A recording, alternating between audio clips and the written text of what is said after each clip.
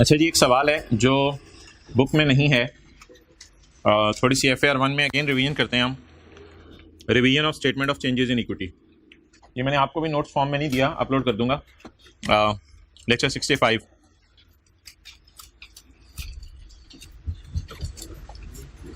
पढ़ें सवाल, स्क्रीन से पढ़ें जी भाई। ओपनिंग बैलेंस कितना है? अच्छा चलो यार, बच्चे आ रहे हैं, कोई मसला नहीं। आपका होमवर्क के सवाल में भी एक दो एडजस्टमेंट मैंने डिस्कस करनी है, अगर टाइम इजाज़त देता है तो वो भी मैं करूँगा। फिलहाल बता दें हमारा अगला सवाल कौन सा बनता है? Question number 15। उसकी मुझे बेसिक इन्फॉर्मेशन लिखवा दें, फिर क्लास पूरी हो जाए तो मैं पहली बात करता हूँ आज की। Question 15 page 793। ओहो मिटा दें, ये लो जी। कैश इन ट्रांजिट को कैश वाली लाइन में ही शो करें, अलग से शो करना बेहतर नहीं है। सोल्यूशन अलग से शो हुआ था, कैश वाली लाइन में शो करें। The statement of financial position of parent and subsidiary as at 31 December 2016 are as follows. PP आ रहे हैं, इन्वेस्टमेंट आ रही है, करंट एसेट्स आ रही है, शेयर कैपिटल आ रहा है, शेयर प्रीमियम आ रही है, रिटेन अर्निंग आ रही है, लॉन्ग टर्म लोन आ रहा है, करंट लायबिलिटीज आ रही है।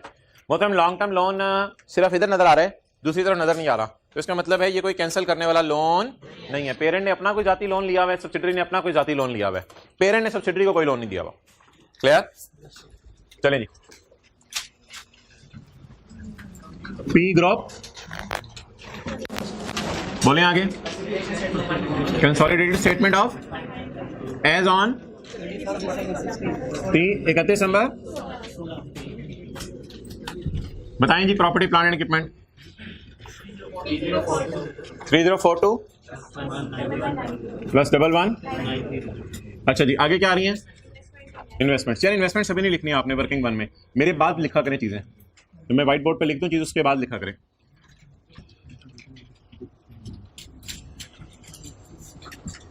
Adjustment account. अच्छा, आज आपने एडजस्टमेंट अकाउंट के नीचे, ये सबके लिए ले आओ, मैंने कहा था। हाँ, आज आपने एडजस्टमेंट अकाउंट के नीचे लाइनें छोड़नी है तकरीबन 6 से 7, और वो होगी वर्किंग 1.1। तो मैं थोड़ा सा नीचे करके करूंगा, मैं अपनी तरतीब पे चल रहा हूं, इधर वर्किंग 2 में लिखने लगा हूं। तो वर्किंग 1.1 के लिए 7-8 लाइनें छोड़ दें। चलो ठीक है, बांटते रहो, साथ साथ बांट दो सबको।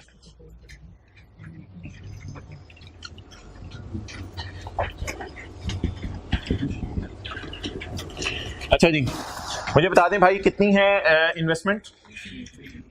350 की इन्वेस्टमेंट आ रही है। आज इसे मैं एडजस्टमेंट अकाउंट में नहीं लिख रहा, इसको वर्किंग 1 में लिख रहा हूँ, 1.1 में। तो ये कोई नई चीज आई आज मार्केट में, working 1.1 investment as per question बोले तो 350। तो ये मैंने इधर नहीं डाली, और इसमें कोई सेटिंग वगैरह करनी है, इसमें कोई मसले मसाइल हैं, तो वर्किंग 1.1 जब पूरी हो जाएगी तो ये फिगर भी इंशाल्लाह ले आएंगे। ये वो नोट्स इसलिए बांटे थे, ऐसी हैंड रिटन पेजेस ना कुछ लोगों की किताब में मिसप्रिंट हुए में, इसलिए बांट रहे हैं, और कोई मकसद नहीं। Current asset 2068-780 2068-780।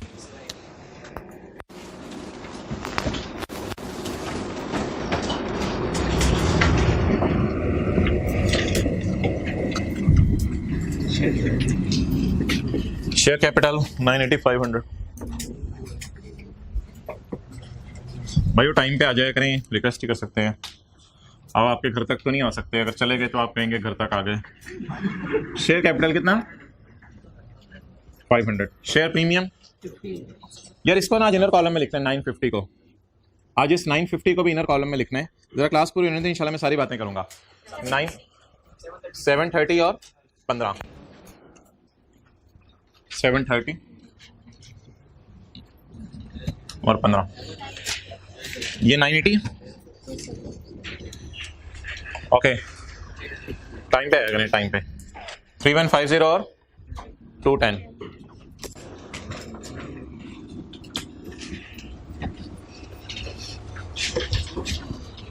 जी कितनी है? 3150।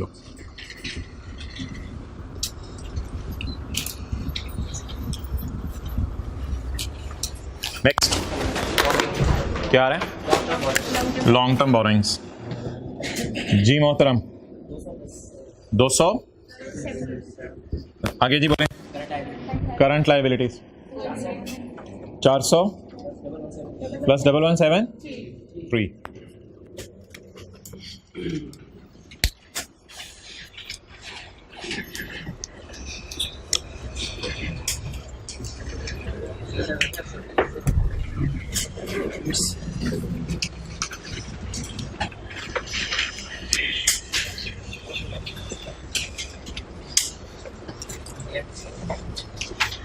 वार्म अप हो रहे हो?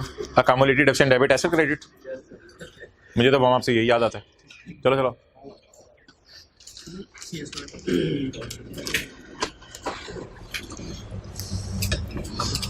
ओके। अच्छा जी यार आप दोनों तो अच्छे बच्चे थे मेरी नज़र में, आप भी ले।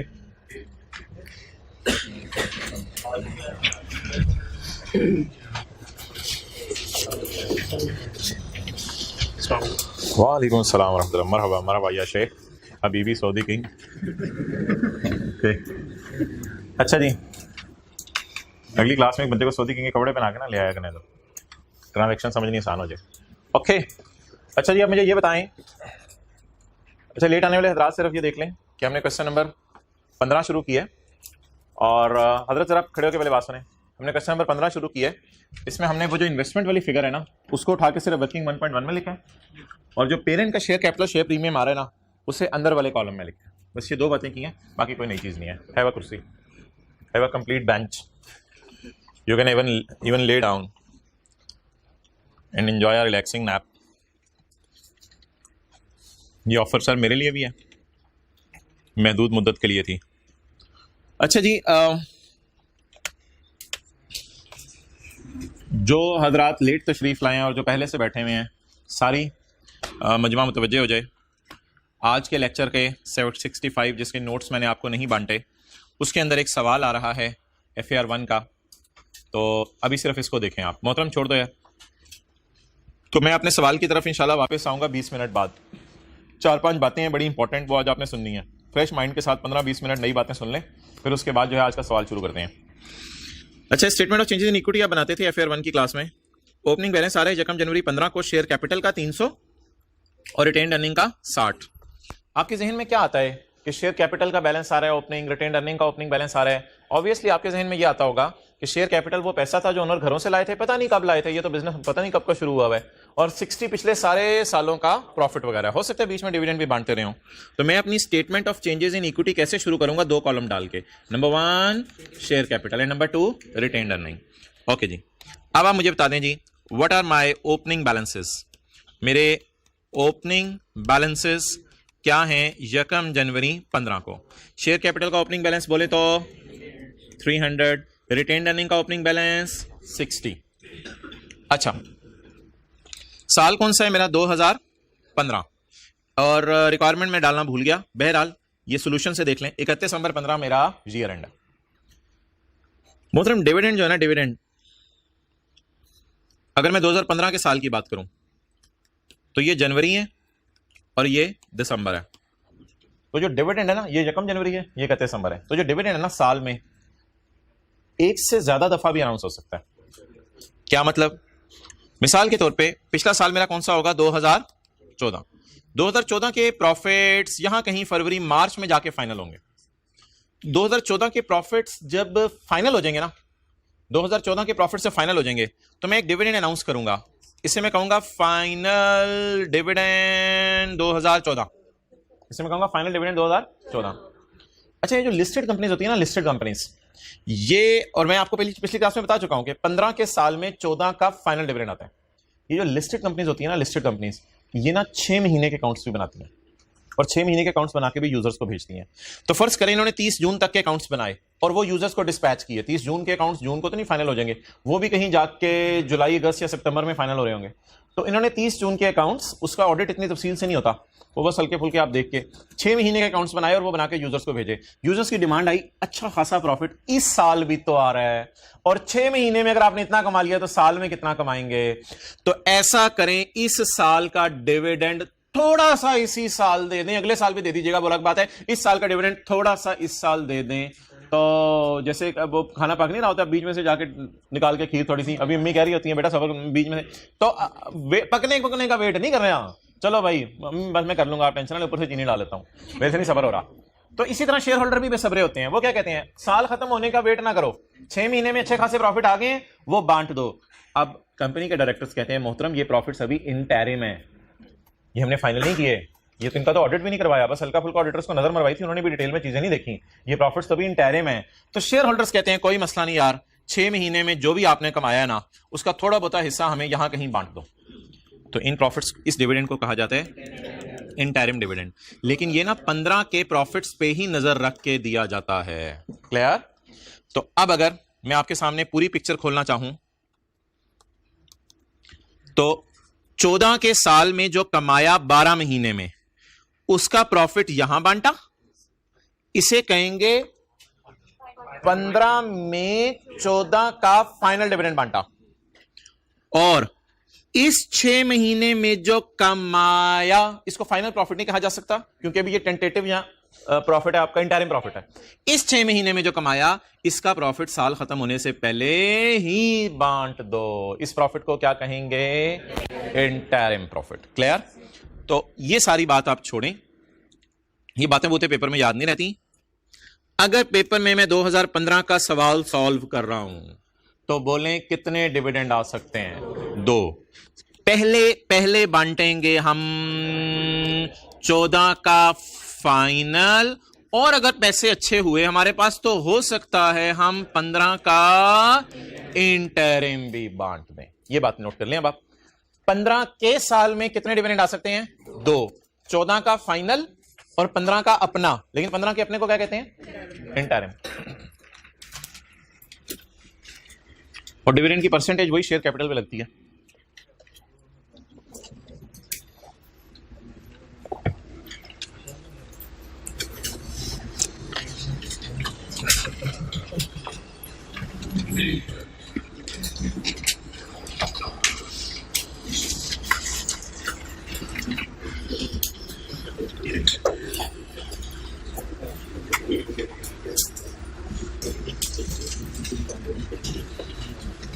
अच्छा जी, अब आप बस पे चढ़ने लगे, कंडक्टर ने पूछा, ओए 2020 के अंदर कौन कौन सा डिविडेंड आ सकता है? बस यही तेरी टिकट है, 2020 के अंदर कौन कौन सा डिविडेंड आ सकता है? आपने फौरन बताना है फाइनल डिविडेंड 19 का और इंटरिम डिविडेंड 20 का। क्लियर? ओके जी, ये एक सवाल है, मैंने आपको बांटा नहीं है, हमारे आज के नोट्स में अपलोड हो जाएगा। सादा सा सवाल था, F1 के, इसलिए नहीं बांटा। ओपनिंग बैलेंस आ रहा है शेयर कैपिटल का मेरा 300 किसी बिजनेस का, और रिटेन अर्निंग कितनी आ रही है? 60। प्रॉफिट आफ्टर टैक्स 2015 का कितना है? 52। प्रॉफिट आफ्टर टैक्स जो है ना, ये तो ऐसे ही आप नीचे लिख दिया करें, प्रॉफिट आफ्टर टैक्स कितना है? 52। इसको तो एंड पे बस लिख दिया करें। अच्छा जी, आप बता दें मेरा साल कौन सा है। अब मेंटली प्रिपेयर हो जाएं, इसमें कौन कौन से डिविडेंड अनाउंस होने हैं। शुरू में 14 का फाइनल अनाउंस हो जाएगा और कहीं एंड पे जाके 15 का। तो फाइनल डिविडेंड 14 का अनाउंस हुआ मार्च 15 में, 2015 के मार्च में, शुरू में ही 14 का फाइनल अनाउंस हो गया। और 15 के प्रॉफिट 15 के साल में अभी फाइनल नहीं हुए थे। 15 के प्रॉफिट 15 के साल में फाइनल नहीं हुए थे। तो 15 का इंटरिम कैश डिविडेंड 6% हमने अक्टूबर 15 में अनाउंस कर दिया। अक्टूबर 15 में, यानी 15 के 6 महीने के प्रॉफिट शायद अच्छे आए हो। 6 महीने वाली बात सवाल में कहीं नहीं लिखी होती। 6 महीने में शायद अच्छे प्रॉफिट आए हो, तो लोगों ने रिक्वेस्ट की हो, तो हमने अक्टूबर में इसी साल का डिविडेंड थोड़ा सा बांट दिया हो। क्लियर? आप बता दें जी, अगर मेरा साल 15 है, अगर मेरा साल 15 है तो क्या मैं ग्रीन सिग्नल दे सकता हूं कि इस सवाल में मैंने 14 का डिविडेंड डालना है फाइनल वाला? इसको ग्रीन सिग्नल दे सकता हूं?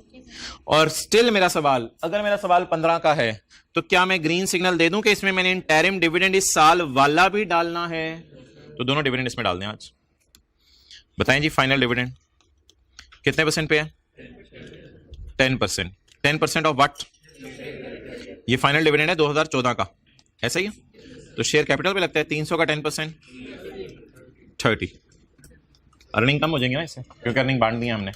और एक और डिविडेंड बताएं, interim at the rate of, ये किस साल का, किस साल के अंदर ही अंदर बांटा जा रहा है?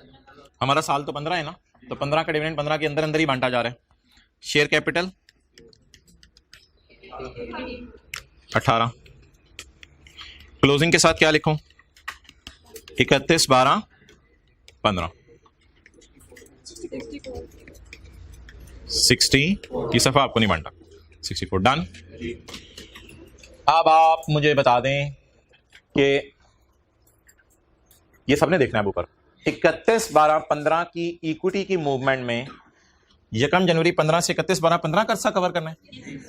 इस अरसे में क्या क्या हो सकता है? इस अरसे में प्रॉफिट्स आया करेंगे साल के, इस अरसे में 14 के डिविडेंड्स फाइनल हुआ करेंगे, और इस अरसे में 15 के इंटरिम डिविडेंड्स भी अनाउंस हो सकते हैं। डन।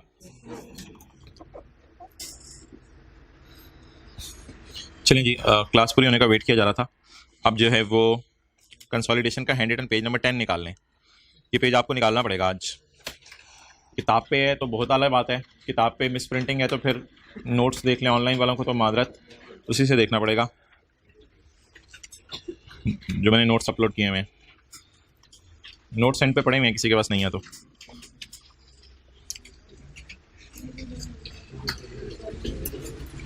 अच्छा जी, आज हमारे छोटे छोटे 2-3 कॉन्सेप्ट्स हैं। पहला कॉन्सेप्ट, जिस वक्त, इधर देखें, किताब में देख लो शायद सही होगा ऐसी नोट्स। अच्छा, मुझे ये बताएं कि हम प्लांट खरीदते हैं 10 रुपए का और ट्रांसपोर्टेशन होती है 2 रुपए की, तो बताएं हम एंट्री, भाई इधर देखना यार, हम प्लांट खरीदते हैं 10 रुपए का और ट्रांसपोर्टेशन होती है 2 रुपए की, तो मुझे बता दें हम 12 रुपए की क्या एंट्री करते हैं? Plant debit, cash credit. क्या ट्रांसपोर्टेशन, इंस्टॉलेशन, कोई लीगल फीस वगैरह अपने नाम करवाने की, ये सारी एसेट की कॉस्ट में ऐड करते हैं? ऐड करते हैं, बिल्कुल करते हैं। लेकिन कंसोलिडेशन में ज़रा डिफरेंट स्टोरी है। कंसोलिडेशन में डिफरेंट स्टोरी है। अगर आपने सऊदी किंग से पीटीसीएल ने सब्सिडरी को बाय किया तो पेमेंट किसको करेगा? सऊदी किंग को। तो ये पीटीसीएल है नया ओनर, ये सऊदी किंग है पुराना ओनर, और खरीदा किसे जाने लगा है? सब्सिडरी को। ये ओल्ड ओनर है और ये न्यू ओनर है। अच्छा, न्यू ओनर ने ओल्ड ओनर से कहा कि मोहतरम ये लो 100 मिलियन, मैं तुमसे खरीदता हूं सब्सिडरी। इमरान खान ने कहा सबर, लीगल डॉक्यूमेंटेशन वगैरह करवाओ और जो प्रोसीजरल फॉर्मेलिटीज हैं कंपनी लॉ की वो पूरी करो। आपने एक लॉयर को हायर किया, और जब आपने लॉयर को हायर किया तो आपने क्या किया? आपने लॉयर को 3 रुपए पे किए। लीज में इसका नाम आईडीसी था और आइए 16 में इसको कैपिटलाइज करते थे। ये स्टैंडर्ड एक बिल्कुल डिफरेंट मॉडल लेके आया है। ये स्टैंडर्ड कहता है अगर आप लॉयर को फीस पे करो तो इन्वेस्टमेंट की प्राइस में ऐड नहीं करनी, इसको आपने खर्चे में डाल देना, इसको आपने खर्चे में, वट एवर द रीजन में भी डिस्कस करेंगे, फायदा कोई नहीं होगा, इसको आपने खर्चे में डाल देना है। तो एज पर देखिए, हर स्टैंडर्ड के अपने रूल है ना। IAS 16 में चीजें फेयर वैल्यू पे रखते हैं और IAS 41 पे fair value minus cost to sell पे रखते हैं। अब इनमें क्या चीजें हैं, अब हमें तो नहीं अभी फिलहाल इन चक्रों में जाने की जरूरत। तो बोलें जी, क्या ट्रीटमेंट मैंने आपको बताई? Treatment of transaction. Transaction cost होती हैं accusation related costs, accusation related costs. Transaction return page 10। Transaction cost होती हैं एक्यूजिशन रिलेटेड कॉस्ट्स, यानी किसको हम खरीदने लगे हैं? सब्सिडरी को। इसकी एक्यूजिशन पे कोई ना कोई खर्चे आएंगे। तो treatment of transaction cost and buying subsidiary shares. Example given, professional fee, legal fees. तो जो सऊदी किंग को आप पैसे देंगे उसकी एंट्री क्या करेंगे? Investment debit, cash credit. उसकी तो हमें पता है एंट्री। मैं सेपरेट फाइनेंशियल स्टेटमेंट्स की बात कर रहा हूं, इन्वेस्टमेंट डेबिट, कैश क्रेडिट। और लीगल फीस और कंसल्टेंसी फीस पे करेंगे, उसकी क्या एंट्री करनी है? Expense debit cash credit. अच्छा आप बता दें, वैसे गलती से जरा देखिएगा मैं मिटा क्या रहा हूं, देखिएगा मैं मिटा क्या रहा हूं, समझ आया? दोबारा करता हूं। गलती से हो सकता है हमारे पेपर में अकाउंटेंट ये कर दिया करे, इज इट पॉसिबल? क्या कर दे? एक्सपेंस बनाने की बजाय इन्वेस्टमेंट में डाल दे, और सब्सिडरी की सेपरेट फाइनेंशियल स्टेटमेंट में जो इन्वेस्टमेंट की फिगर आ रही हो उसके अंदर ये फिगर छुपी हुई हो। तो बता दें ये गलत ट्रीटमेंट है या सही ट्रीटमेंट है? जो मैंने आप शो की है वो गलत है। सही एंट्री क्या थी? सही एंट्री थी इसको 100 पे रिकॉर्ड करते और इसको 3 पे रिकॉर्ड करते। बहरहाल गलती होगी आज के सवाल में, इंशाल्लाह हम उसको सही कर लेंगे। ओके, पहला कॉन्सेप्ट नहीं, सब्सिडरी की फाइनेंशियल देखिए एक बार याद रखिएगा यार, ये जो पेमेंट की जाती है ना 100 रुपया, ये जो 100 और 3 रुपए है, इसका सब्सिडरी से दूर दूर तक कोई ताल्लुक नहीं है, इसका सब्सिडरी से दूर दूर तक कोई ताल्लुक नहीं है। ये पैसे पीटीसीएल ने दिए हैं, पुराने ओनर्स को दिए हैं 100 रुपया, सऊदी किंग को देकर रवाना कर दिया और सब्सिडरी को बाय कर लिया, और 3 रुपए पीटीसीएल ने लॉयर को दिए हैं, इसमें सब्सिडरी कहीं बीच में आई नहीं। ओके, अगली जो डिस्कशन,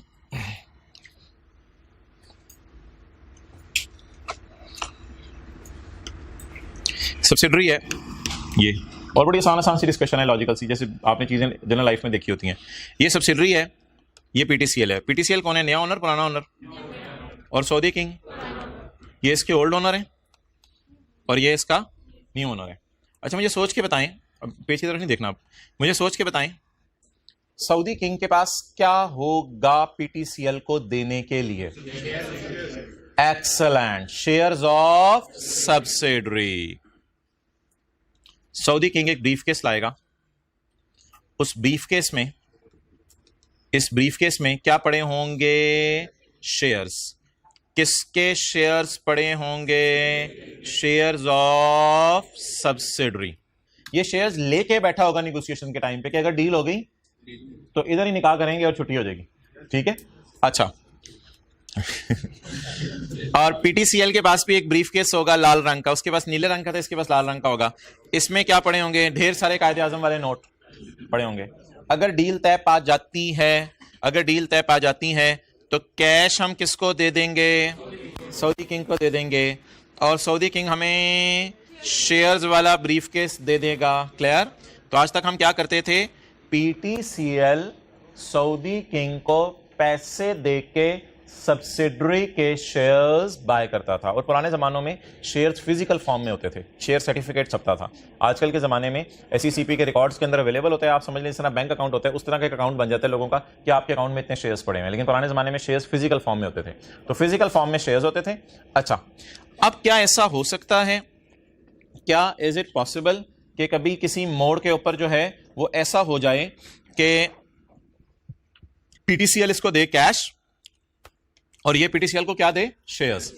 पीटीसीएल कहे यार मेरे पास कैश कम पड़ गया, इज इट पॉसिबल? पीटीसीएल कहे मेरे पास कैश कम पड़ गया, तो पीटीसीएल फिर इसको एक ऑफर करेगी, पीटीसीएल एक ऑफर करेगी, पीटीसीएल कहेगी मैं आपको थोड़े से पैसे दे देती हूं, थोड़ा सा कोई बदले में कोई चीज ले लो, कुछ जो आप पसंद करते हो, जो आप पसंद करते हो।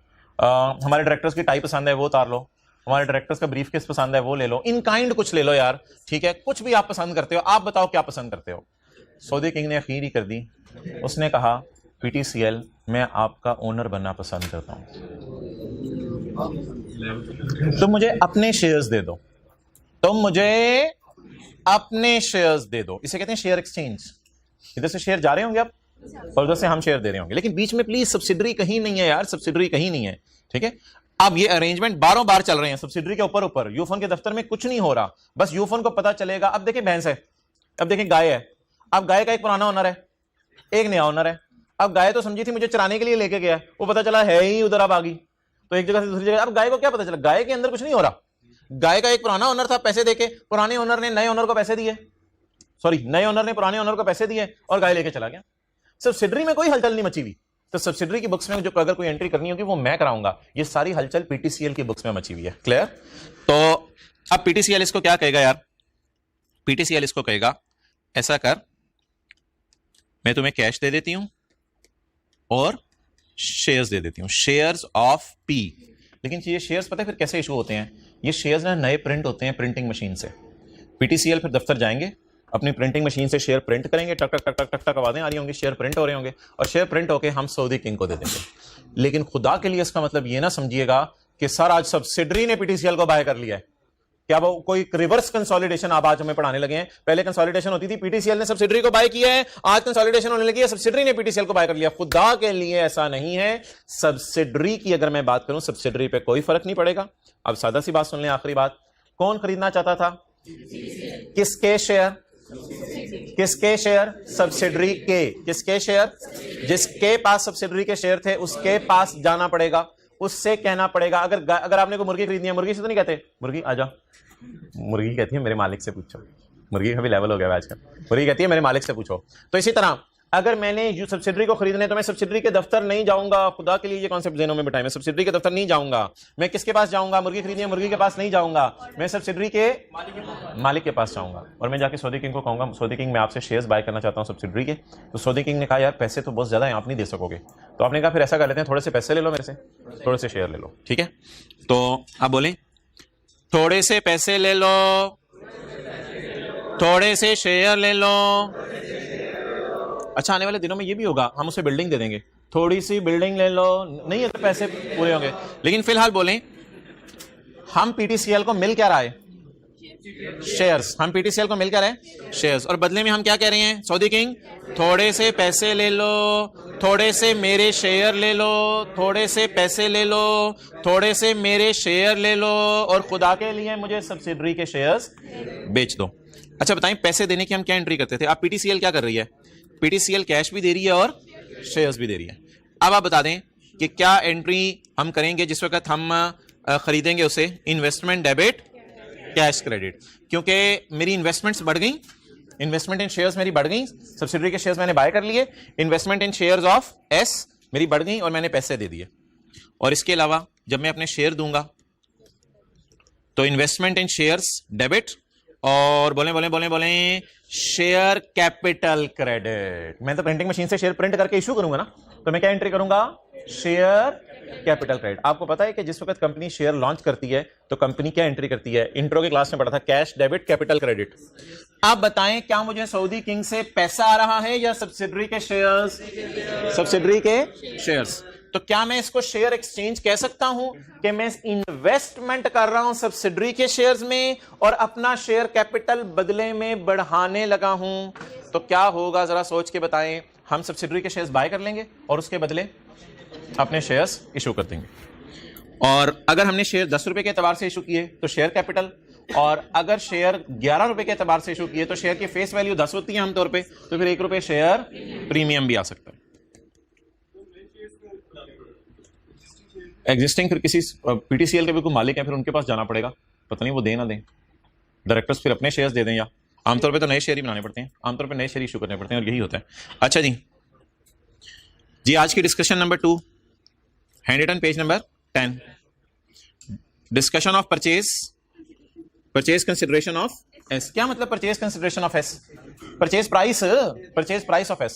एस की परचेज प्राइस आज तक हमने क्या समझा था, कैसे पे की जाती है? कैश से। लेकिन अगर पैसे ना हो तो बदले में कोई भी चीज आप दे दें, आपकी मर्जी है। अच्छा जी, सऊदी किंग क्या दे रहा होगा? शेयर्स। सऊदी किंग क्या दे रहा होगा? मेरे ख्याल से ये पी और एस की इधर कोई तुक नहीं बन रही, आप बस समझ लें कि सब्सिडरी के ऊपर डिस्कशन हो रही है कि मैंने सब्सिडरी को बाय करना है। क्लियर? तो बता दें जी, सऊदी किंग क्या देगा? Shares of S. पीटीसीएल बदले में क्या कहेगी? थोड़े से पैसे ले लो, थोड़े से मेरे शेयर ले लो। और पीटीसीएल अपनी सेपरेट आलू ले लो, क्या मतलब? और पीटीसीएल अपनी सेपरेट फाइनेंशियल स्टेटमेंट्स में क्या एंट्री करेगी? Investment debit. ये तो हमने पढ़ी हुई थी, सेपरेट फाइनेंशियल स्टेटमेंट एंट्री। और दूसरी entry investment debit, share capital और शेयर प्रीमियम क्रेडिट। चलें जी, आज की आखिरी बात, पॉइंट नंबर 3। अच्छा मुझे ये बताएं, जिस वक्त हम सब्सिडरी को बाय करने जाते हैं तो उसके नॉन करंट एसेट्स में लैंड पड़ी होती है, बिल्डिंग पड़ी होती है, क्या हम इसको रिवैल्यू करते थे? और revaluation surplus asset debit, revaluation surplus credit. अच्छा फर्ज करें आप सब्सिडरी को बाय करने गए तो उसकी बुक्स में इन्वेंट्री पड़ी हुई थी और उसकी बुक्स में डेटर पड़े हुए थे। 5 की इन्वेंट्री, 4 के डेटर। क्या हमें इस पे एतराज हो सकता है कि ये सही प्राइस पे नहीं पड़े हुए? जी बिल्कुल हो सकता है। हो सकता है किसी इन्वेंट्री पे एनआरवी लॉस ना रिकॉर्ड किया गया हो सकता है डेटर्स पे सही तरह प्रोविजन कैलकुलेट ना की गई हो। तो मोहतरम याद रखिएगा, सब्सिडरी को जिस दिन हम बाय करते हैं, आप तो समझे थे कि हम रीवैल्यूएशन सिर्फ करते हैं सब्सिडरी की लैंड बिल्डिंग इंटेंजिबल्स की। आज मैं आपको बता रहा हूं सब्सिडरी की एक एक चीज की रीवैल्यूएशन करते हैं, और इस इन्वेंट्री के ऊपर नुकसान आ जाए इसको भी आप एनआरवी लॉस नहीं कहेंगे, इसको फेयर वैल्यू लॉस कह देंगे। अगर डेटर के ऊपर लॉस आ जाए इसको प्रोविजन फॉर डाउटफुल डेट नहीं कहेंगे, इसको भी फेयर वैल्यू लॉस कह देंगे। तो सब्सिडरी की एक एक चीज पकड़ के उसके ऊपर जो है वो डिस्कशन की जाती है, क्या नॉन करंट एसेट्स, क्या करंट एसेट्स। चलें जी, जिस वक्त हम सब्सिडरी को क्या करते हैं, बाय, तो फेयर वैल्यू एडजस्टमेंट करनी पड़ती है। काफी दिनों से कर रहे हैं सब्सिडरी के लैंड में, बिल्डिंग में। सब्सिडरी के एसेट्स की रिवैल्यूएशन हमने पढ़ ली है, पीपी, इंटेंजिबल्स। आज मैं बता रहा हूं स्टॉक और डेटर की भी एडजस्टमेंट करनी पड़ सकती है। तो एंट्री आप मुझे ना बताएं यार, स्टॉक है, डेटर है, इंटेंजिबल्स हैं, जो भी चीजें, अगर हमें महसूस हो रहा है कि महंगी होगी भी है तो क्या कर दें, asset debit surplus in working one credit, क्योंकि एक्विजिशन डेट के ऊपर जितनी चीजें हैं वो वर्किंग वन में जाती हैं। और अगर किसी चीज पे लॉस, इन पे मुझे पता है पीपी इंटेंजिबल पे आगे डेप्रिसिएशन की एंट्री भी होती है, वो मैं अभी डिस्कस नहीं कर रहा। किसी भी चीज पे सरप्लस आ जाए तो पहली entry asset debit surplus credit, और किसी भी चीज पे लॉस आ जाए लॉस डेबिट एसेट क्रेडिट। अच्छा, एक मजे की बात, लायबिलिटीज के ऊपर भी ये एक्सरसाइज करनी होती है। कुछ लायबिलिटीज होती हैं जो हमें फील हो रहा होता है ज्यादा करके देनी पड़ेंगी, और कुछ लायबिलिटीज होती हैं हमें फील हो रहा होता है सब्सिडरी को कम करके देनी पड़ेंगी। तो अगर सब्सिडरी की अपनी सेपरेट बैलेंस शीट के अंदर कोई लायबिलिटीज आ रही हैं जिन पे हमें एतराज है, मिसाल के तौर पे हमने सब्सिडरी की लैंड पे एतराज किया था कि लैंड 5 मिलियन की नहीं है, 4 मिलियन की है, सस्ती हो गई है। इसी तरह सब्सिडरी के क्रेडिटर पे भी एतराज कर सकते हैं। सब्सिडरी ने कोई कोर्ट केसेस पेबल के पैसे रिकॉर्ड किए हुए, उस पर भी एतराज कर सकते हैं हम। अब जरा इधर देखे बगैर बता दें, लायबिलिटीज बढ़ाने की एंट्री क्या होगी? अगर हमें महसूस हुआ लायबिलिटीज बढ़ रही है, नजर तो नहीं आ रही, लायबिलिटीज बढ़ाने की एंट्री, खर्चा in working one debit, working one में सब कुछ लेके जाना है, एक्विजिशन डेट का सब कुछ, खर्चा in working one debit, liability credit. और अगर हमें फील हो रहा है लायबिलिटी कम करके पे करनी है, तो लायबिलिटी कम होने की एंट्री क्या बताते हैं टीचर, लायबिलिटी डेबिट, खुशी क्रेडिट। तो अगर लायबिलिटी बढ़ानी है तो लायबिलिटी क्रेडिट करनी है, तो खर्चा इन वर्किंग वन डेबिट। और अगर लायबिलिटी कम करनी है तो लायबिलिटी कम करना तो खुशी की बात है, लायबिलिटीज कम हो गई, कितना कंधों पे से बोझ उतर जाता ना, तो liability debit, income in working one credit. तो ये डिफरेंट फेयर वैल्यू एडजस्टमेंट्स हैं। चलिए आज का सवाल शुरू करते हैं जी। जो हजरात लेट आए थे वो हजरात सुन लें जरा। मैंने दो चीजें ना, एक 350, इसको मैंने वर्किंग वन की बजाय 1.1 में लिखा है आज। रीजन शायद आपको अभी पता हो कि इन्वेस्टमेंट्स में कोई मसला आने, शेयर श्योर इशू होने हैं, तो ये फिगर बदलेगी। और इसके अलावा मैंने शेयर कैपिटल और शेयर प्रीमियम पेरेंट का अंदर वाले कॉलम में लिखा है, क्योंकि हो सकता है पेरेंट के पास पैसे ना हो तो इसे बदले में अपने शेयर ना इशू करने पड़ जाएं। तो ये दो चीजें मैंने सिर्फ इनर कॉलम में लिखी हैं, बाकी सारा काम वही वाला है। चलें जी। P acquired 60% of the shares of subsidiary on एकम जनवरी 16, हमारा साल शुरू होने के पहले दिन। देखते रहे बस, P acquired 60% shares on एकम जनवरी 16 against the following consideration given to, मैं पेड तो नहीं लिखूंगा क्योंकि पैसे भी दे रहे हैं हम, शेयर्स भी देंगे। Consideration given to Saudi king, consider S, यार अभी BSc बोल रहा है भाई, भाईजान कभी गाय खरीदें जाके जिंदगी में, गाय को पैसे ना दे दीजिएगा। गाय खरीदने, गाय मुंह खोल, गाय ने मुंह खोला, पैसे डाले 60,000, चल तुझे मैंने खरीद लिया, आ जा, वो मर जानी है कायदे आजम के नोट खा के। तो मोहतरम कभी भी हम सब्सिडरी खुदा के लिए इस बात को समझ लें, कंसोलिडेशन खत्म हो जानी है, फिर भी ये समझ नहीं आनी। अगर आप सब्सिडरी को बाय करते हैं तो सब्सिडरी को पैसे देते हैं, या सब्सिडरी को बाय करते हैं, एसी खरीदने जाए तो एसी के मुंह में पैसे डाल देते हैं, ओनर के मुंह में नहीं डालते, उसकी जेब में डालते हैं। बात मत बढ़ाओ। P acquired 60% of shares of S, अगली क्लास ना हमारी हल्की फुल्की होनी है, उसमें प्रॉफिट एंड लॉस के सवाल होने हैं बस, हल्की फुल्की, वो भी बेसिक लेवल के, बिना एडजस्टमेंट्स के, तो हल्की फुल्की। P acquired 60% of shares of S on एकम जनवरी 16 against the following consideration given to Saudi king.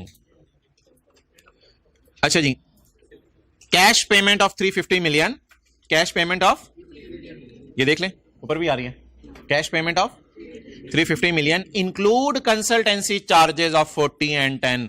ये तो सऊदी किंग को नहीं दिए, ये तो सौदे किंग को नहीं दिए। ये जो कंसल्टेंसी चार्जेस हैं 40 के और 10 के, ये एक्विजिशन कॉस्ट्स हैं, एक्विजिशन के लिए ऊपर का खर्चा जिसे आप कह सकते हैं। तो मुझे बता दें 350 में से शायद 300 किसको दिए हैं? यार अब 300 ना पूछिएगा कहां से आया, 40 से 10 50 हो गया ना। तो 350 में से 300 शायद किसको दिए हैं? सऊदी किंग को दिए हैं।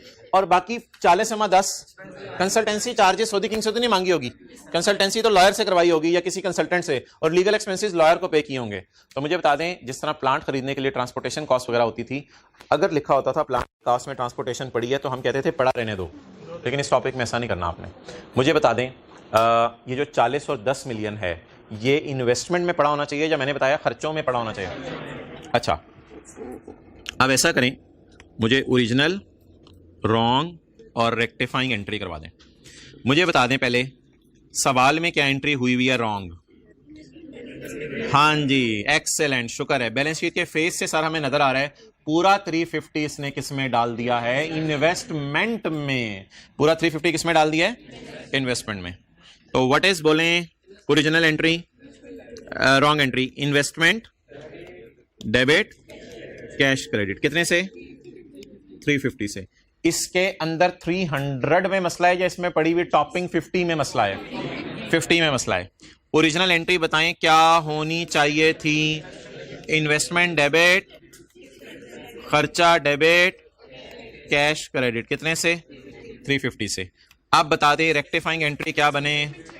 रेक्टिफाइंग एंट्री भी कुछ बच्चों को नहीं करनी आती है, FR 2 में पहुंचे होते हैं, पहुंची हुई सरकारों को नहीं, कोई नहीं समझ लें। इन्वेस्टमेंट कितने से डेबिट होनी थी? कितने से हो गई? 350 से। तो इन्वेस्टमेंट्स को क्या कर दें? क्रेडिट। इन्वेस्टमेंट को क्रेडिट कर दें। खर्चा कितने से बुक होना चाहिए था? खर्चा बुक हुआ, इसको क्या कर दें? बुक कर दें। Expense debit. नोट कर लें, फिर मैं अगली बात करता हूं, आपसे ही बोल रहे हो।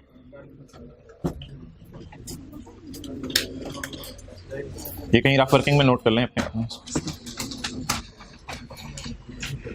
किताब के ऊपर ही बेशक कहीं छोटा सा नोट कर लें, जैसे भी है।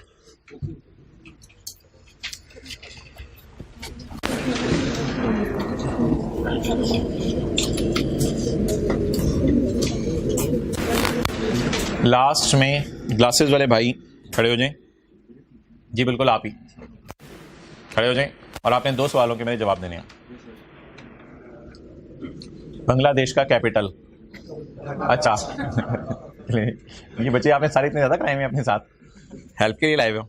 अच्छा, मैं इनसे 2 सवाल पूछने लगा हूं। पहला सवाल, ये कैसे पता चला सवाल पढ़ के कि 50 रुपया खर्चा है? ये कैसे पता चला सवाल पढ़ के कि 50 रुपया खर्चा है? बोले। एक्सेलेंट। ये भाई कह रहे हैं कि ये लाइन लिखी हुई है जिससे पता चला ये 50 खर्चा है। पहली बात मैंने कर दी। दूसरी बात, ये कैसे पता चला कि अकाउंटेंट इस खर्चे को डाल चुका है गलती से इन्वेस्टमेंट में? इस खर्चे को गलती से डाल चुका है इन्वेस्टमेंट में। कहते हैं ये जो 350 की इन्वेस्टमेंट्स आ रही हैं ना, ये कैश में पे की हैं। ये कैश, थोड़े से पैसे ले लो। ये थोड़े से जो पैसे हैं सऊदी किंग को दिए हमने 300, और 50 रुपए किसको दिए हैं? लॉयर को दिए हैं। तो बैलेंस शीट का मुंह देख के पता चला। कुछ चीजें मुंह से पता चल जाती हैं, चेहरों से, जिसे आप कहते हैं शायरी की जुबान में। कुछ चीजें चेहरों से पता चल जाती हैं। तो चेहरे से क्या पता चला कि 350 है और नीचे बता रहा है कि 350 इंक्लूड खर्चे। तो अब क्या करें? इंट्रो वाले बच्चे तो कभी कभी इस काबिल हो जाते थे कि वो फौरन कहते थे इन्वेस्टमेंट को कम करके खर्चा डेबिट कर दो, बजाय कि ओरिजिनल रॉन्ग करें। उनको तो इतनी अंडरस्टैंडिंग आ जाती थी, आप बार बार रेक्टिफाइंग एंट्रीज करके। तो आप बता दें जी, खर्चा डेबिट करना इन्वेस्टमेंट, खर्चा कहां बुक करूं? खर्चा कहां बुक करूं? मोहतरम, किसने खरीदा है सब्सिडरी को? पेरेंट ने। किसने लॉयर को पैसे दिए? पेरेंट ने। तो ये खर्चा कौन बुक करे? पेरेंट बुक करे ये खर्चा, क्योंकि उसने खरीदा ना। किसको खरीदा जा रहा है ये बात नहीं हो रही। ये लॉयर को सब्सिडरी तो पे नहीं किए, नहीं, किसने पे किए हैं? पेरेंट ने। CRE डेबिट इन्वेस्टमेंट, ये रेक्टिफाइंग एंट्री पोस्ट कर दें। देखिएगा सारे ऊपर देखिएगा। खर्चा डेबिट। सर आपको क्या पता है खर्चा डेबिट? भाई खर्चा अर्निंग को कम करता है, खर्चा अर्निंग को कम करता है। और अभी आपने एंट्री बोली है CRE डेबिट, खर्चा डेबिट इन्वेस्टमेंट क्रेडिट। बस ये एंट्री होगी, खर्चा डेबिट इन्वेस्टमेंट क्रेडिट। और इन्वेस्टमेंट गिर के कितने पे रह गई? 300 पे। वर्किंग 1.1 में कौन सी लेके जाएं? फिलहाल अगर आगे सवाल में ना पढ़ूं, वर्किंग 1.1 में कितनी लेके जाएं? 300, क्योंकि हमने 300 में से खरीदा। 50 तो ऊपर का खर्चा था जो हमने खर्चों में डाल दिया। इस 50 की एंट्री क्या किया हमने? CRE debit, investment credit. अब जरा देखें देखें देखें पोस्ट कैसे करूंगा मैं? इन्वेस्टमेंट क्रेडिट, शुक्र है क्रेडिट साइड पोस्ट हो गई, और CRE डेबिट। ठीक है जी। ट्रांजैक्शन कॉस्ट्स मैं बुक कर रहा हूं, बुक ट्रांजैक्शन कॉस्ट बुक कर रहा हूं, खर्चा रिकॉर्ड कर रहा हूं। पेरेंट बेचारे को खर्चा पड़ गया सब्सिडरी खरीदने पे, मिल जाने चाहिए मार्क्स। ये 50 क्या है बोलें? ट्रांजैक्शन कॉस्ट या एक्सपेंस, इसको यहां से निकाल दें। डन। आप बता दें सऊदी किंग को कितने पैसे दिए हैं? 300। लेकिन ये 300 लेके भी सऊदी किंग का नशा नहीं उतरा। सॉरी ये 300 लेके भी उसको नहीं उसको उसकी भूख नहीं मिटी, मुनासिब लफ्ज़। ये 300 लेके भी उसकी भूख नहीं मिटी। उसने कहा बहुत सस्ती मैं बेच रहा हूँ सब्सिडरी, मुझे थोड़ा सा कुछ और भी अमाउंट आप पे करो। PTCL ने कहा भाईजान पैसे मुक गए, पैसे पूसे कोई नहीं, अब मैं आ दूं जो है वो तूने मेरी टाई उतारनी है, मेरे जूते उतारने हैं। उन्होंने कहा नहीं यार कुछ ऐसा अरेंजमेंट कर कि तेरी इज्जत भी रह जाए, तेरे जूते उतरे हैं, नंगे पांव जा रहा हूँ। क्या हुआ जी? सब्सिडरी खरीद के आ गए हैं। तो कहता है नहीं कोई और अरेंजमेंट कर। कहता है ऐसा कर कि मुझे एक शेयर दे दे सिर्फ अपना। सऊदी किंग ने कहा PTCL से, और भाई इधर देख, सऊदी किंग ने PTCL से कहा एक शेयर का सवाल है, एक शेयर का सवाल है, मुझे अपना एक शेयर दे दे, बदले में देखी मैं तुझे सब्सिडरी के 10 शेयर दूंगा। एक्सचेंज कर ले। मैं तुझे नहीं मैं तुझे 10 शेयर देता हूं सब्सिडरी के, तू मुझे बदले में एक शेयर दे दे। फिर मैं 10 देता हूं, तू मुझे बदले में एक शेयर दे दे। फिर मैं 10 शेयर देता हूं, तू मुझे बदले में एक शेयर दे दे। फिर मैं 10 शेयर, शाम तक नहीं 2-3 दिन लगेंगे। फिर मैं तुझे 10 शेयर दूंगा सब्सिडरी के, बदले में मुझे एक शेयर अपना दे दें। क्लियर? अब मोहतरम पहले देखना पड़ेगा सब्सिडरी के शेयर्स कितने हैं सऊदी किंग के ब्रीफ केस में, क्योंकि सऊदी किंग ने ब्रीफ केस खाली करने, और ब्रीफ केस खाली कर करके उसको 10-10 की लॉट पकड़ाता रहेगा, 10 शेयर लेगा। बड़ा कंजूस टाइप बंदा है, बैठेगा और बैठ के 1 2 3 4 5 6 7 8 9 10 ये ले पकड़ ले, एक चल जेब में, फिर 1 2 3 4 5 10-10 शेयर फेंकता रहेगा उधर।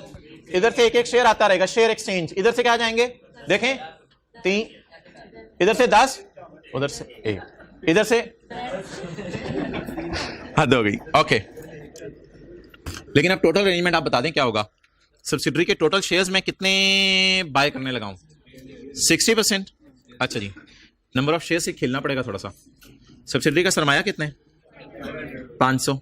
शेयर की फेस वैल्यू वैसे बता दें सब्सिडरी के टोटल शेयर्स कितने हैं? 50 मिलियन शेयर्स हैं। Good, excellent, 50 million shares. ये तो मैंने आपको कहा शुरू में जरा सवाल के लिख लिया करें। अगर 500 मिलियन सरमाया है तो 50 मिलियन सब्सिडरी के। क्या 50 मिलियन के 50 मिलियन से हम सऊदी किंग से लेने लगे हैं शेयर, या 50 मिलियन के 60% शेयर्स? 60% शेयर्स। ओके, अब ऐसे ही आपके समझने के लिए मैं एक वर्किंग कर रहा हूं। ये सारी चीजें आपने बचपन में सीखी हुई हैं। एक वर्किंग कर रहा हूं, एक फिक्रा लिखने लगा हूं, इस पर एतराज ना कीजिएगा। P is receiving या बाइंग। P is receiving, बड़े एहतियात से फिक्रे बोले और लिखे जाते हैं ताकि कॉन्सेप्ट ज़हन में बैठे, इसलिए लेफ्ट से एक सुना करें। P is receiving या बाइंग, कितना बना? P is buying, बोलें 300 है ना? हाँ 500 यार नहीं 500 नहीं, 50 मिलियन है, 50 मिलियन है। 500 तो उसका शेयर कैपिटल है, तो कितने? P is buying 30 million shares of S. P is buying 30 million shares of S. P 30 million shares S के बाय कर रहे हैं। अब होगा क्या? अब वो भाई ने जो कहा था ना पूरी रात तो यही लगे रहेंगे, ये सुबह तक भी यही लगे रहेंगे, तो उसका जवाब सुन लें। अब ये जो 30 मिलियन शेयर्स मैं बाय करने लगा ना सऊदी किंग से, तो सऊदी किंग अब इस 30 मिलियन का क्या करेगा? इस 30 मिलियन में से पहले मुझे अपने 10 शेयर देगा और कहेगा एक मुझे दे दो, फिर 10 शेयर देगा और कहेगा एक मुझे दे दो। आपको क्या फीलिंग आ रही है? सब्सिडरी के शेयर बहुत ज्यादा जा रहे होंगे, लेकिन सऊदी किंग के पास सिर्फ बदले में एक शेयर आ रहा होगा। तो बताएं जरा पीटीसीएल को कितने शेयर देने पड़ेंगे? पीटीसीएल को कितने शेयर देने पड़ेंगे? 3 मिलियन। 3 मिलियन। क्लियर? कैसे कैसे कैसे कैसे ये जरा देखिएगा। अगर मैं 10 शेयर बाय कर रहा हूं तो बदले में दे कितने रहा हूं? 1। तो ये बचपन में सिखाया जाता था, अगर 1 है तो 1/10। लेकिन मैं 10 शेयर तो नहीं बाय कर रहा, मैं तो 30 मिलियन शेयर बाय कर रहा हूं। तो फिर 1/10 इंटू 30 मिलियन, ये बच्चों वाली कैलकुलेशन कितनों को याद है? 10 शेयर मैं क्या करने लगा हूं? खरीदने लगा हूं। बदले में क्या दूंगा? 1 शेयर। तो अगर 1 खरीदता तो 1/10, लेकिन अभी मैं खरीदने कितने लगा हूं? 30 मिलियन। तो जिन लोगों को ये बात कंफर्टेबल है वो इस बात को नोट कर लें, लेकिन मैं दूसरे तरीके से भी नोट करने लगा हूं। ओके, कैश भी दिया, कैश अलग है, कैश इसके अलावा। ओके जी, पी इज रिसीविंग, बोले बोले बोले बोले, बाइंग, एक ही बात है, दोबारा से नीट नीट करके लिखते हैं ना। पी इज रिसीविंग या बाइंग, बोले बोले बोले, P is buying 30 million shares of S. बोले जी पी की जेब में कितने शेयर आ जाएंगे सब्सिडरी के? 30। P will issue its shares, its own shares, P will issue its own shares to Saudi king। कितने कितने वो जरा देखते हैं। 30 डिवाइडेड बाय 10 मल्टीप्लाइड बाय 1। 30 को डिवाइड करेंगे 10 से और मल्टीप्लाई करेंगे 1 से। क्लियर? इसमें ना कुछ बच्चे कहते हैं सर हमें समझ नहीं आ रहा, तो मैं उन्हें कहता हूं रटा मार लो, इधर सब्सिडरी के जो शेयर आ रहे होंगे वो लिख देना, इधर जो पेरेंट के शेयर जो है वो जा रहे होंगे बदले में वो लिख देना। अगर ऐसा होता है 10 के बदले 2 तो डिवाइड बाय 10 कर देते, मल्टीप्लाइड बाय 2 कर देते। अगर ऐसा होता है सब्सिडरी, तुम मुझे सब्सिडरी के सऊदी किंग को कहते हैं तुम मुझे सब्सिडरी के 5 शेयर दो, बदले में मैं तुम्हें अपने 2 शेयर देता हूं, तो डिवाइड बाय 5 मल्टीप्लाइड बाय 2। तो इसलिए रट्टा मारने के लिए ये बात जरूर लिख लें अगर आपने लिखनी है। क्या नीचे किसके शेयर आया करेंगे? सब्सिडरी को नीचे रोन दे, याद रखने के लिए बोल रहा हूं, और पेरेंट को ऊपर रखेंगे। रटा लग गया, लेकिन लॉजिकली वैसे बात कर लिया। बता दें जी पी अपने कितने शेयर इशू करेगी? 3 मिलियन। किसको? किसको? सऊदी किंग को। और पीटीसीएल क्या कहेगी? थोड़े से पैसे ले लो, 3 मिलियन शेयर ले लो और मुझे 30 मिलियन शेयर सब्सिडरी के दे दो।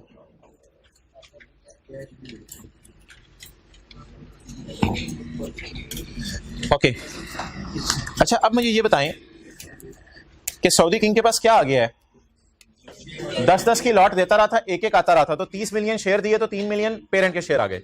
अब सऊदी किंग किस में इंटरेस्टेड होगा? इन शेयर्स की फेयर वैल्यू में बाजार में जाकर इंटरेस्टेड होगा या इनकी फेस वैल्यू में इंटरेस्टेड होगा? वैसे बता दें कोई भी चीज अगर आपको ऐसे मिले, इस किसी भी अरेंजमेंट में मिले, तो आप उसके फेस पे जो कीमत लिखी हो उसमें इंटरेस्टेड होते हैं या उसकी फेयर वैल्यू में इंटरेस्टेड होते हैं? फेयर वैल्यू में इंटरेस्टेड होते हैं। अब सवालों में एक और चीज दी हुआ करेगी, पीटीसीएल के शेयर्स की फेयर वैल्यू। अब सवालों में एक और चीज गिवन हुआ करेगी, बोलें क्या? पीटीसीएल के शेयर्स की फेयर वैल्यू। आप बता दें जी पीटीसीएल के शेयर्स की फेयर वैल्यू क्या गिवन है सवाल में? एक बात सुन लें, share issue has not been recorded, ये एंट्री करना अकाउंटेंट भूल गया। इस तरह एरो डाल के लिख लेना, ये वाली एंट्री करना अकाउंटेंट भूल गया। ऊपर वाली तो 350 वाली की हुई है। सर आपको कैसे पता चला? ऊपर बैलेंस शीट में नजर आ रही है। ये वाली एंट्री अकाउंटेंट करना भूल गया, तो ये एंट्री अभी हम कर देते हैं, कोई मसला नहीं। अब मसला है शेयर तो निकल आया, नंबर ऑफ शेयर्स, प्राइस देखनी है। The market value of each share of P is 25। कोई बच्चा आ जाए क्लास में, आप क्या कहते हैं? नए आए हो? नहीं प्लीज फिक्रा पूरा ना क्या करें। आप उसे क्या कहते हैं? जब से हमने कंसोलिडेशन शुरू किया आज पहली दफा पीटीसीएल के शेयर्स की फेयर वैल्यू गिवन है। सब्सिडरी के शेयर की फेयर वैल्यू दी होती थी, वो असल में एनसीआई के फेयर वैल्यू निकालने के लिए होती थी, उसका मकसद तो सब्सिडरी के शेयर की फेयर वैल्यू गिवन होती थी। ये पुराना ही है, ये 12 भी देख रहे हैं 25 को, ये कहां से आ गया आज? तो आमतौर पर क्या गिवन होती थी? सब्सिडरी के एक शेयर की मार्केट की प्राइस। लेकिन अभी क्या गिवन है? पेरेंट को क्या, सॉरी सऊदी किंग को क्या मिला है? पैसे मिले हैं और पेरेंट के शेयर्स मिले हैं, इसलिए उसके पास जो चीज आई है तो वो किस में इंटरेस्टेड होगा? शेयर्स की फेयर वैल्यू के। आप बता दें हमने एंट्री जो करनी है 25 रुपए की, वो मैंने आपको क्या बताया था? 25 रुपए की क्या एंट्री करनी है? इन्वेस्टमेंट डेबिट, शेयर कैपिटल और शेयर प्रीमियम क्रेडिट। हम क्या कर रहे हैं? थोड़े से पैसे दे चुके हैं ऊपर वाली लाइन में, उसकी एंट्री छोड़े पड़े। अब हम थोड़े से क्या देने लगे हैं? शेयर देने लगे हैं। लेकिन शेयर्स के फेस पे तो 10 रुपए लिखा होगा ना, दोनों के शेयर 10 रुपए के हैं, इसलिए करेंगे क्या, इन्वेस्टमेंट डेबिट 25 रुपए से, शेयर कैपिटल 10 रुपए से, शेयर प्रीमियम 15 से, लेकिन इन फिगर्स को 3 मिलियन से मल्टीप्लाई करेंगे। ये तो पर शेयर वैल्यू है, इसको 3 मिलियन से मल्टीप्लाई करेंगे तो 3 मिलियन शेयर्स की बाजार में कीमत आ जाएगी, जो हमने किसको ऑफर कर दी है आज, सऊदी किंग को ऑफर कर दिया। ओके, वो 3 मिलियन वाली वर्किंग नोट कर लिया आपने, ये कहीं नोट कर लें 3 मिलियन वाली वर्किंग। ऊपर किसके शेयर रखना करनी है, रट्टा लगवा रहा हूं अब, ऊपर किसके शेयर रखना करने हैं, पेरेंट के, और नीचे जिन लोगों को ये वाली बातें याद नहीं है बचपन की, इसको कहते हैं शेयर एक्सचेंज। सब्सिडरी अपने शेयर जो है सऊदी किंग सब्सिडरी के शेयर दे रहे हैं और हम सऊदी किंग से पेरेंट के शेयर उसे इशू करें, अपने शेयर इशू करें। अच्छा जी, ये ट्रांजैक्शन रिकॉर्ड नहीं हुई, ये ट्रांजैक्शन रिकॉर्ड नहीं हुई तो इसकी एंट्री बताएं क्या करनी है, इन्वेस्टमेंट डेबिट, यानी जो भी फिगर आएगी यहां मैं प्लस करूंगा। अभी ये ट्रांजैक्शन रिकॉर्ड करना भूल गया था अकाउंटेंट, ये ट्रांजैक्शन इसलिए रिकॉर्ड करना भूल गया था कि इसमें पैसे इन्वॉल्व नहीं थे। Investment debit, share capital credit और शेयर प्रीमियम क्रेडिट।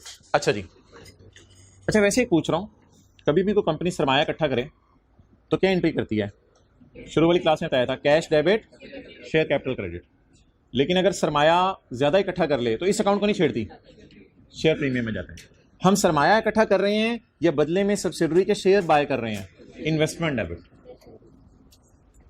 अच्छा जी, अब ये फिगर्स तो आप लिख लें, 25, 10 और 15। कैसे, 25 रुपए मुझे आएंगे, 25 रुपए के शेयर्स की फेयर वैल्यू है, छोड़े 25 रुपए शेयर्स की फेयर वैल्यू है, 10 इसकी फेस वैल्यू है और प्रीमियम कितना 15। मुझे बता दें पीटीसीएल को अपने कितने शेयर्स इशू करने पड़े हैं, 3 मिलियन या 30 मिलियन, 3 मिलियन। तो 3 मिलियन शेयर्स मुझे इशू करने पड़े हैं, multiplied by 3 million shares, multiplied by 3 million shares, multiplied by 3 million shares. तो इन्वेस्टमेंट आ गई और मैंने अपने शेयर इशू कर दिया। जी बता दें क्या अमाउंट, 70, 30, 45। ये कोई आपस की ट्रांजैक्शन नहीं है, मैं बता रहा हूं, ये पेरेंट और सब्सिडरी की ट्रांजैक्शन नहीं है, ये पेरेंट की और पुराने ओनर्स की ट्रांजैक्शन है, ये कोई आपस की ट्रांजैक्शन नहीं है। इस ट्रांजैक्शन को रिकॉर्ड करवाएं। इन्वेस्टमेंट डेबिट, बोले बोले बोले, इन्वेस्टमेंट डेबिट 75, इन्वेस्टमेंट डेबिट, और शेयर कैपिटल, सब्सिडरी के शेयर नहीं बढ़ा, ये उसका शेयर है, पीटीसीएल ने अपने शेयर इशू किए हैं, 30 और 45। आप बता देंगे इन्वेस्टमेंट्स का टोटल कितना है, 375। ये 375 मैं कहां ले जाऊं, वर्किंग वन में 375। मुझे सब्सिडरी कितने में पड़ी, 370। जो लॉयर को पैसे दिए वो हमने P&L में खर्चों में डाल दिए। अब देखें सारे, इधर ये मक्खन था, इसमें बाल पड़ा था, वो निकाल दिया और इसमें शक्कर डाल दी। और लॉजिक क्या है, इसमें खर्चे पड़े हुए थे, खर्चों को बाहर निकाल दिया, खर्चे डेबिट, इन्वेस्टमेंट क्रेडिट, खर्चे क्रेडिट कर दिए, यहां से निकाल दिए, इन्वेस्टमेंट क्रेडिट, खर्चे डेबिट। ये 300 हमने सऊदी किंग को पैसे दिए हैं। अब हमने पता है सऊदी किंग को क्या कहे, सऊदी किंग इधर आ, 300 ले लो, 75 वाले शेयर ले लो, 300 पैसे ले लो और 75 वाले शेयर ले लो, यानी 375 की कीमत मैंने लगवाई है तुम्हारी सब्सिडरी की।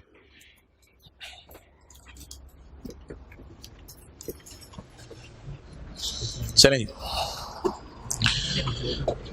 अच्छा यार, ये अगली लाइन एक लिखी हुई है, अभी तक 12 को मैंने लिफ्ट नहीं कराई असल में। अगली लाइन लिखी हुई है, एनसीआई को फेयर वैल्यू पे मेजर करना है। अब ये तो पुरानी एडजस्टमेंट है, एनसीआई को फेयर वैल्यू पे मेजर करना है। जब एनसीआई को फेयर वैल्यू पे मेजर करना है तो होमवर्क में माशाल्लाह आप लोगों ने कई दफा किया होगा। मुझे बता दें सब्सिडरी के शेयर कितने हैं, 50 मिलियन, 50 में से हमने कितने खरीदे हैं, 60। तो 40% किसके पास है, इमरान खान के पास।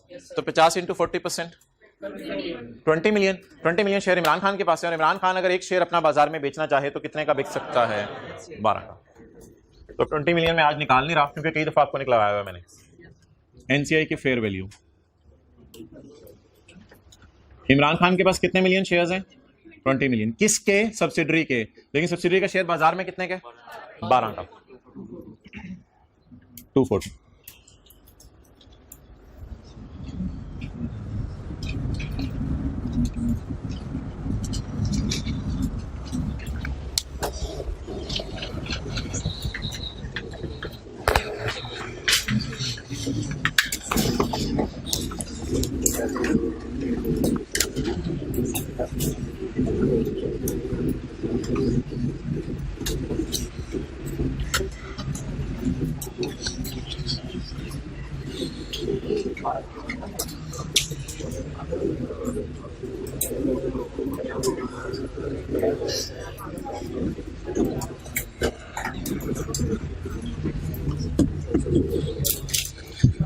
कोई मसला नहीं यार, खैर है।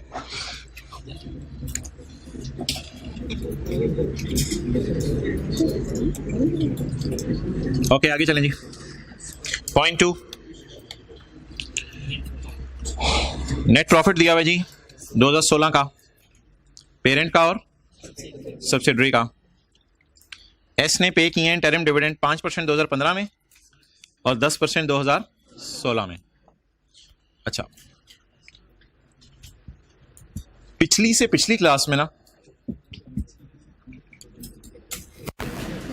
पिछली से पिछली क्लास में हमने ये वर्किंग की थी। पिछली से पिछली क्लास में ना, आते आते इधर आ जाओ। अच्छा तो इधर आ जाना। पिछली क्लास में हमने वर्किंग की थी। पिछली से पिछली क्लास में ना प्री रिटेन्ड अर्निंग मिसिंग थी, और इधर भी आपके कान खड़े होने चाहिए थे कि अभी तक पहली 2-3 एडजस्टमेंट पढ़ ली हमने, प्री रिटेन्ड अर्निंग मिसिंग है। तो किया क्या था, क्लोजिंग पकड़े थे, प्रॉफिट डाले थे, डिविडेंड डाले थे और ओपनिंग्स निकाल ली थी। हाँ, आज हमने डिविडेंड्स पे जरा फैला के बात कर ली कि डिविडेंड्स में जो है वो कौन से डिविडेंड आते हैं। अच्छा, ये जिस तरह क्वेश्चन 10 में प्री रिटेन्ड अर्निंग मिसिंग थी, तो इस सवाल में भी प्री रिटेन्ड अर्निंग मिसिंग है। तो लिख लें इस सवाल में पहले प्री रिटेन्ड अर्निंग मिसिंग है। अच्छा, उस दिन मैंने एक वर्किंग इंट्रोड्यूस करवाई थी जिसका नाम रखा था वर्किंग 6, मिसिंग फिगर्स इससे निकाला करेंगे। ठीक है जी।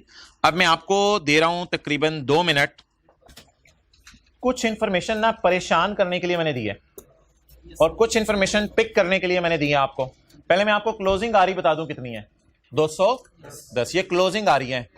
तो आप इसी तरह स्टेटमेंट इनइक्विटी जो सुबह सुबह आके मैंने आपको समझाई थी वो सामने रखते हुए जरा एस की प्री रिटेन्ड अर्निंग निकाल दें। इन 2 पॉइंट्स को सामने रखें, एस की प्री रिटेन्ड अर्निंग निकाल दें। पूछो यार, कोई सवाल ज़हन में आ रहा है? एनसीआई को पूछो पूछो, परेशान क्यों? एनसीआई की फेयर वैल्यू देखो ना, सब्सिडरी के टोटल शेयर्स 50 हैं। सब्सिडरी के टोटल शेयर्स देखो कितने हैं, 50 हैं। 50 में से 60 हमारे पास है, तो 40%। ये तो पुरानी बातें हैं, इसमें आज कोई नई बात नहीं है। तो 40% इमरान खान के पास है। 50 इंटू 40, 5 4 बार 20। कोई बच्चा सवाल पूछ रहा है, तो 20 मिलियन इंटू 12, पुरानी बात है ना वो तो।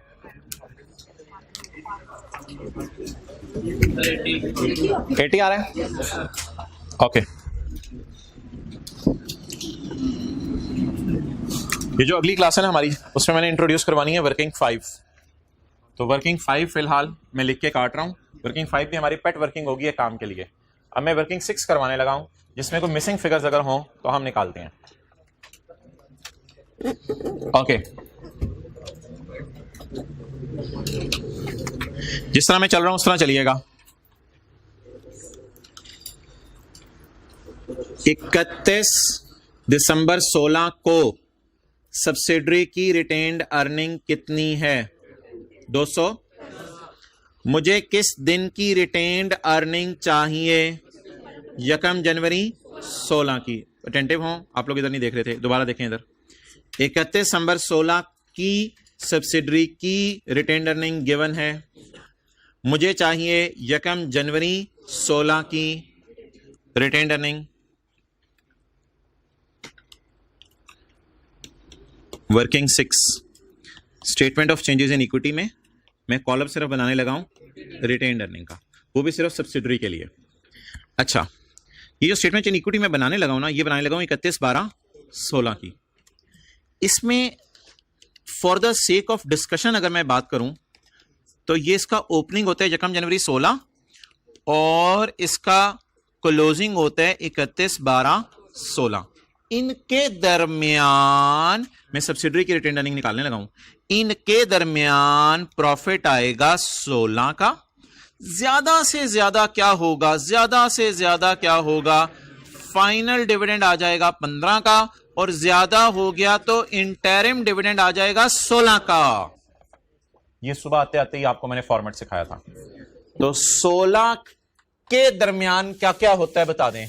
प्रॉफिट कमाते हैं हम, 15 के प्रॉफिट फाइनल होके बांटते हैं, और 16 के प्रॉफिट में से भी अगर दिल चाहे तो डिविडेंड दे देते हैं।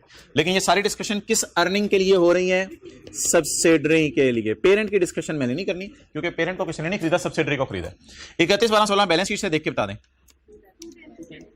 210 प्रॉफिट सब्सिडरी का बता दें। पेरेंट के प्रॉफिट को सर में मारने। प्रॉफिट सब्सिडरी का बता दें कितने इस साल का? 180।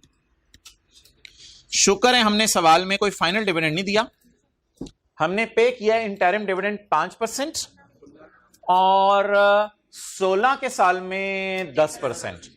अब 15 के साल का जो इंटरिम डिविडेंड है वो मैं इग्नोर करूंगा, क्योंकि वो 15 की statement of change in equity की चीज है। तो मुझे सिर्फ किस साल का इंटरिम चाहिए? पहले से फॉर्मेट बना हो ना, तो फिगर्स में अगर ज्यादा फिगर्स भी दे दे तो पिक करना आसान हो जाती है। अगर पहले फिगर्स पढ़ें और फिर फॉर्मेट बनाए तो जरा कंफ्यूजन हो सकती है। पहले से अगर फॉर्मेट नहीं में होना, इधर उधर की फिगर्स देना, तो बंदा कहता है जो अजीब सी फिगर होती है ना, जो सवाल में काम में यूज नहीं करनी होती। मिसाल के तौर पे पेरेंट का प्रॉफिट है, तो इसे हम इग्नोर करते हैं क्या कह के 105 रुपए को, ये कह के हम इग्नोर कर देते हैं। भाई ये किस काम के लिए इसने दिया हुआ जी? कान पे फ्यूज लगाने के लिए। फाइनल डिविडेंड तो है कोई नहीं। शेयर कैपिटल पकड़ें 500। डिविडेंड की परसेंटेज में से शेयर कैपिटल पे लगानी है कितने परसेंट? 10%, 50। लेकिन ये जो ओपनिंग फिगर आएगी ना, ये बैलेंसिंग आएगी बिल्कुल एहतमाम से। ये आपकी तीसरी होगी आज के दिन की, सुबह से मैं काउंट कर रहा हूं। अच्छा 210 -180 +50, ये रिवर्स चलने का तरीका है जी जी।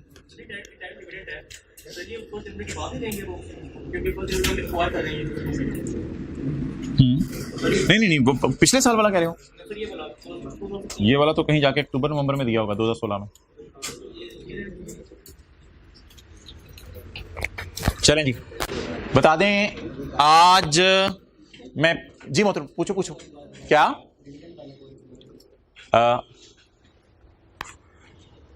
ओपनिंग और क्लोजिंग देख के बताओ ये साल कौन सा है? 16 के साल में 16 का प्रॉफिट रिकॉर्ड होता है। 16 के साल में दो किस्म के डिविडेंड बांटे जाते हैं। 15 के फाइनल्स जो हो चुके हैं डिविडेंड, और 16 के जो टेंटेटिव या प्रॉफिट्स इंटरिम प्रॉफिट्स हैं वो बांटे जाते हैं। ये दोनों मुझे डिविडेंड्स चाहिए थे। ये वाला डिविडेंड गिवन नहीं था, मैं तो फॉर्मेट बना के चला गया था ताकि जो चीज आए मैं पुट कर लूंगा। ये वाला डिविडेंड गिवन नहीं था। गिवन क्या था? गिवन कौन सा डिविडेंड था?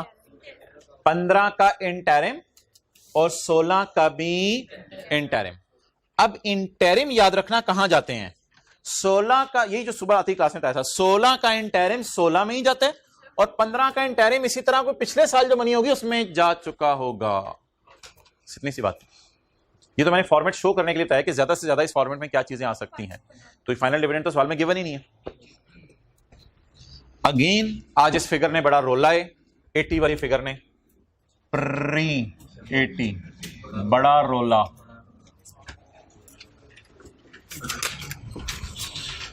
जी बोलें कितना? 80। ये वर्किंग 6 से आई है।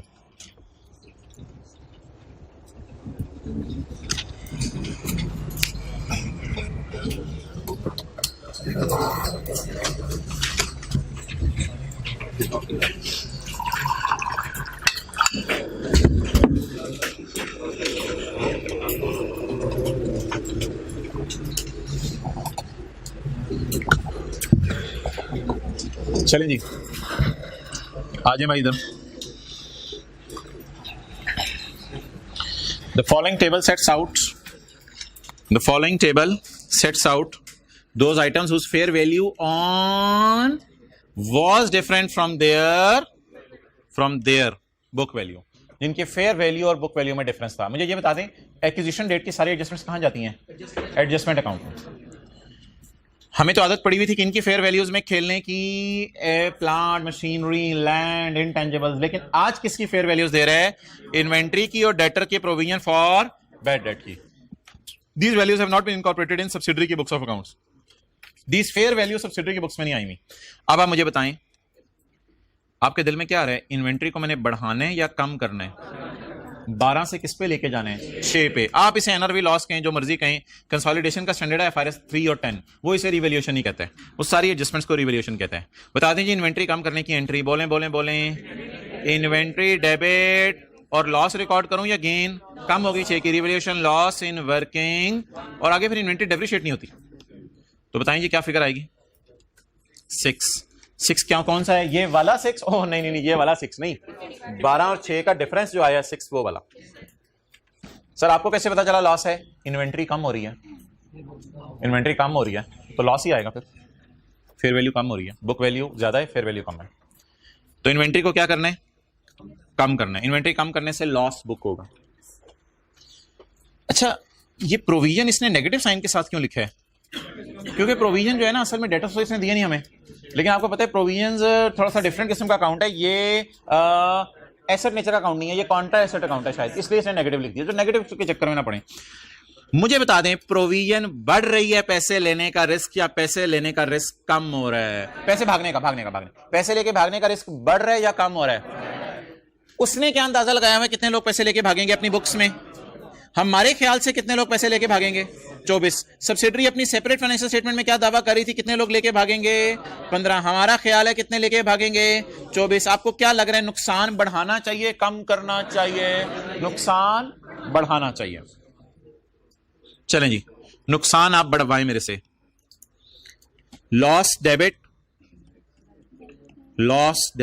नुकसान बढ़वा दें. Loss debit, provision credit. Excellent. Provision credit, loss debit, provision. Provision बढ़ रही है ना, तो क्रेडिट नेचर का अकाउंट है. तो प्रोविजन, बैडेड एक्सपेंस लिख दो, बैडेड एक्सपेंस इन वर्किंग 1 लिख दो, रिवैल्यूएशन लॉस ना लिखो. बहरहाल IFRS 3 और 10 जो है कंसोलिडेशन जब भी हो रही हो सबके लिए रिवैल्यूएशन लॉस क्लॉज यूज करता है. Okay. Provision for doubtful debt credit. Clear? कितने से?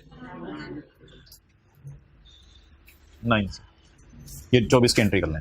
पेपर में एंट्रीज करनी नहीं है, बस ये अपने समझने के लिए मैं कर रहा हूं. इधर वर्किंग 1 नहीं, नई वर्किंग की जरूरत नहीं है, बस इसी तरह डायरेक्ट. यार अब एक मसला आता है बच्चों को कि इस एंट्री की पोस्टिंग में थोड़ा मसला आता है. इस एंट्री की पोस्टिंग में मसला नहीं आता, इस एंट्री की पोस्टिंग में मसला आता है, क्योंकि प्रोविजन फॉर डाउटफुल डेट का अकाउंट वहां नजर नहीं आ रहा होता. इन्वेंट्री तो चलो करंट एसेट्स में पड़ी होती है, प्रोविजन फॉर डाउटफुल डेट का अकाउंट नजर नहीं आ रहा होता. तो आज एक बात मैं करने लगा हूं. यार एक एंट्री होती थी ना, डेप्रिसिएशन डेबिट, अकोमोडेशन क्रेडिट. तो कभी कभी टीचर कहते थे इसको काट के डेप्रिसिएशन डेबिट एसेट क्रेडिट कर दो, एसेट को बुक वैल्यू पे ले आओ. तो 100% उसी मेथोडोलॉजी पे अगर मैं एंट्री कर रहा हूं revaluation loss debit provision credit, तो प्रोविजन को काट के डेटर लिख देता हूं. और एक बात याद रखिएगा, हमेशा होता भी ऐसा ही है. कैसे? प्रोविजन बढ़ रही है, प्रोविजन बढ़ने का मतलब है डेटर कम हो रहे हैं. लॉजिक, प्रोविजन बढ़ने का मतलब है डेटर कम हो रहे हैं, लेकिन प्रोविजन मुझे नजर नहीं आ रही, तो ये जरा मैं काटूंगा, मुझे टफ होगी जरा पोस्टिंग. आसान पोस्टिंग के लिए मैंने इसको स्लैश जरूर लिखना है आपने, लेकिन ये पे और अब एंट्री बन गई. बोले प्रोविजन बढ़ने का क्या मतलब होता है? प्रोविजन बढ़ने का क्या मतलब होता है? डेटर कम हो रहे हैं. जैसे डेप्रिसिएशन में क्या करते थे? डेप्रिसिएशन में अकोमोडेशन क्रेडिट करते थे, लेकिन टीचर कहते थे सोचो एसेट ही तो कम हो रहा है ना. आप कहते थे हाँ डिफरेंट की वजह से एसेट कम हो रहा है. तो इसलिए ये थोड़ी सी ना एंट्री जरा पोस्टिंग इसकी समझनी थी, और वो आपको समझ आ गई. अब इन दोनों एंट्रीज को पोस्ट कर दें. बेचारी सब्सिडरी की इन्वेंट्री भी नुकसान में जा रही है और इसके डेटर भी ज्यादा पैसा लेके भागेंगे. तो 6 रिवैल्यूएशन लॉस इन्वेंट्री, कोई मसला ही नहीं. रिवैल्यूएशन लॉस इन्वेंट्री पे कितना? 6.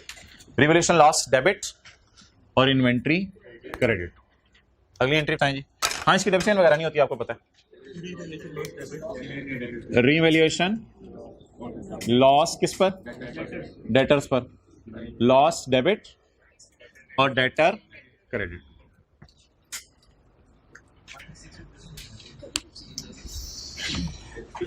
एंट्री देख लें जी, देखें. Loss debit inventory, loss debit inventory, loss debit debtor credit,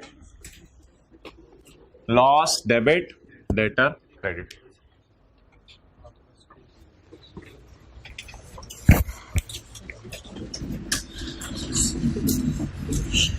okay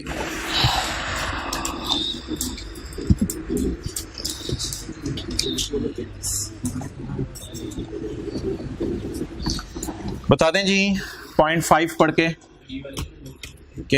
receivable payable में कितना पड़ा हुआ है। आज तो जल्दी खत्म हो गया सवाल।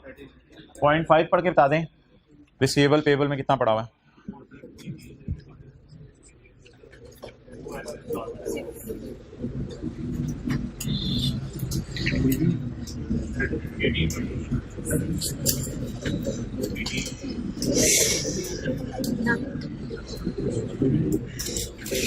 कैलकुलेटर पकड़े ना, जरा बताएं कितना पड़ा हुआ रिसीवेबल पेएबल में आपस का। 9 और कोई राय? 6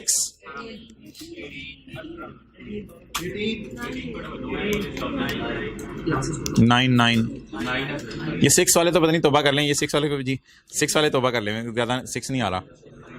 9 18 वाले ज्यादा हैं।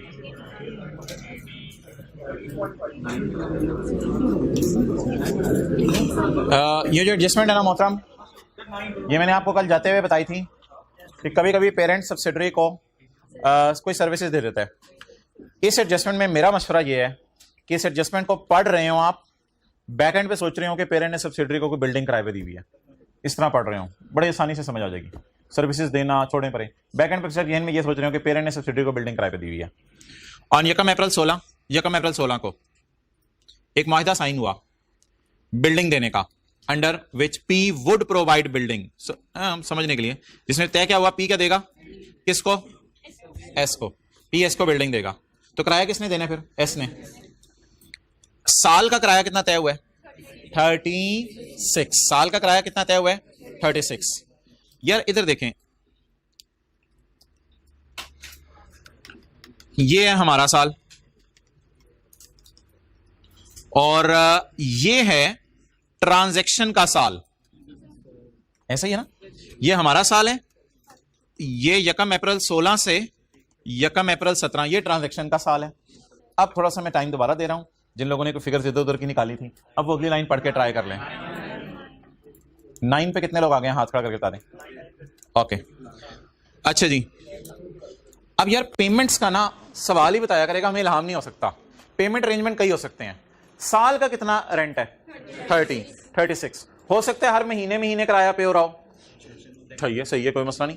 हो सकता है साल के बाद एक ही दफा 36 हमने यहां देने हो सकता है 3 महीने बाद किराया पे हो रहा हो सकता है 6 महीने बाद हो रहा हो। अब हमें नहीं पता, सवाल आगे पढ़ के बता ही सकते हैं कि सवाल में क्या हुआ है। बहरहाल जितना पे हो गया ना इस साल, उसकी टेंशन ना लीजिएगा, क्योंकि बैलेंस शीट में पड़े होते हैं रिसीवेबल पेएबल, उनको सिर्फ कैंसिल करना होता है।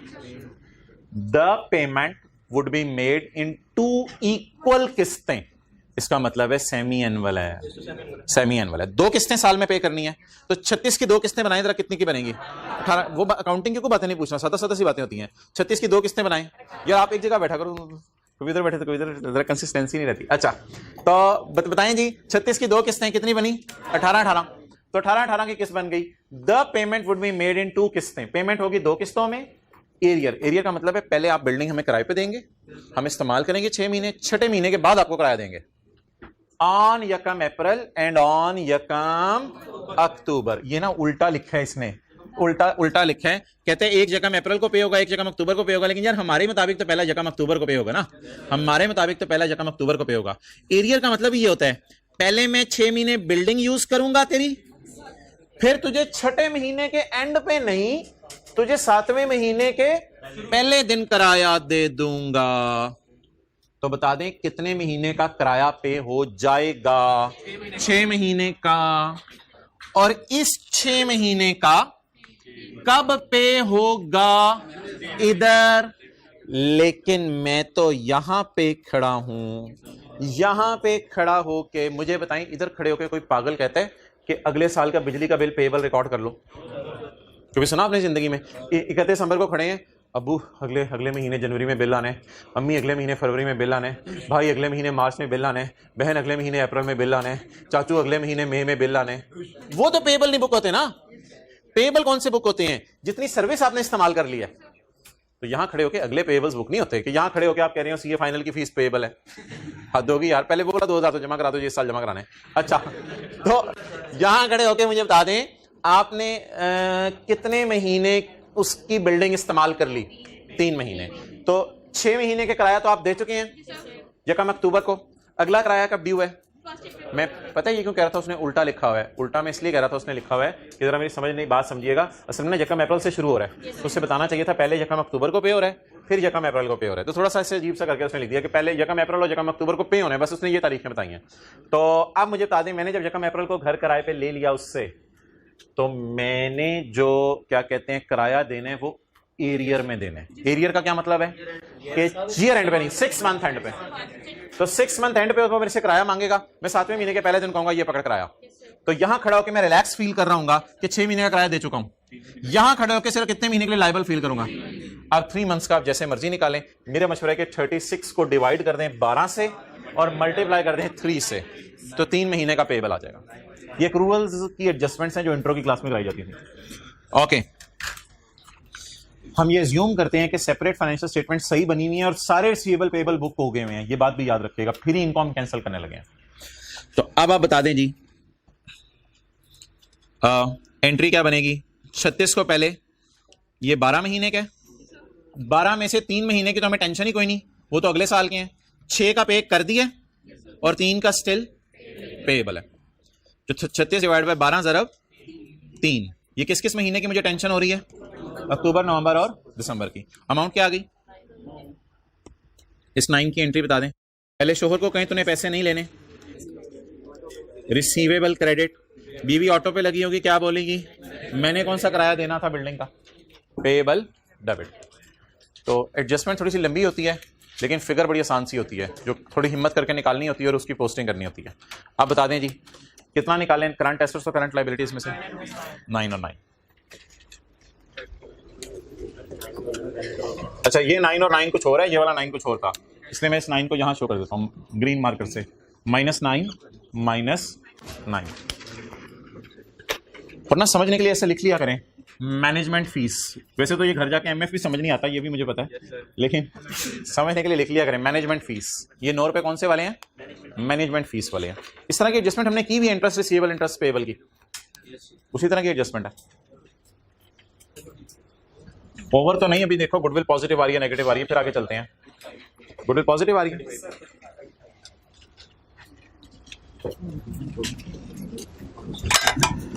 जी बोलें। 35 और गुडविल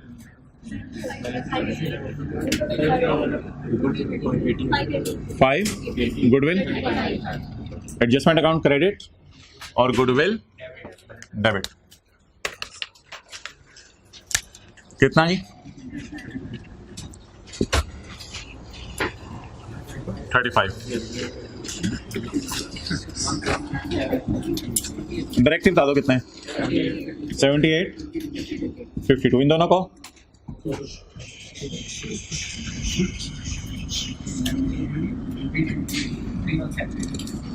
सब्सिडरी की रिटेन अर्निंग में पेरेंट का भी हिस्सा है, सब्सिडरी की रिटेन अर्निंग में इमरान खान का भी हिस्सा है।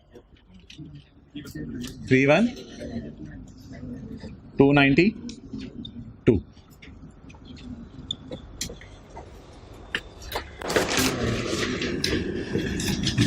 ओके, हाँ टोटल्स करवा दें जी। 4232 2824 7091 101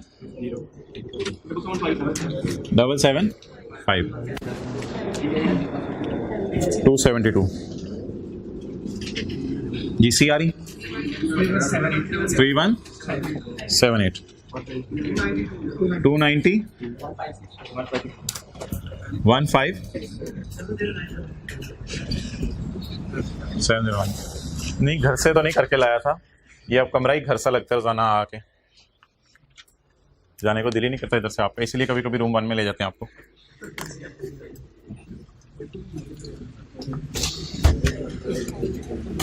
Do not close the things. 5 minutes are left.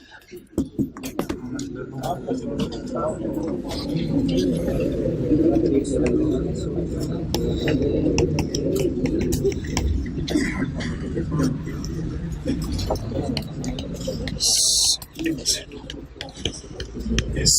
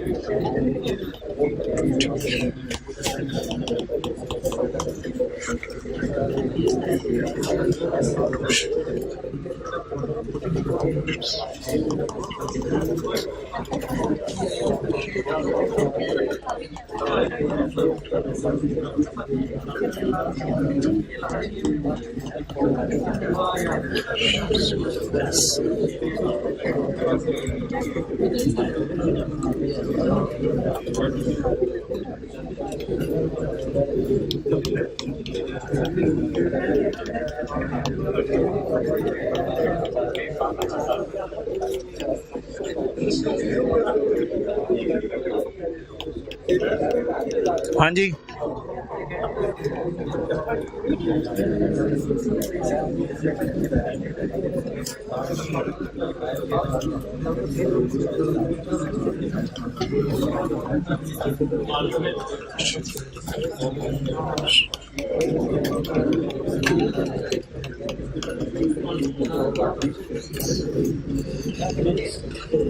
भाई कैमरा इधर लाएं।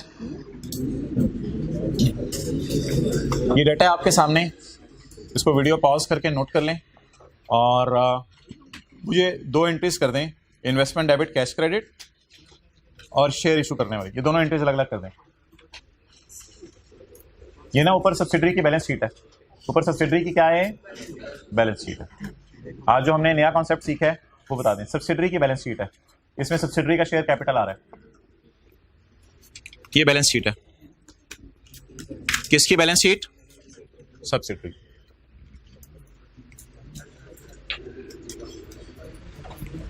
$700 कर लो।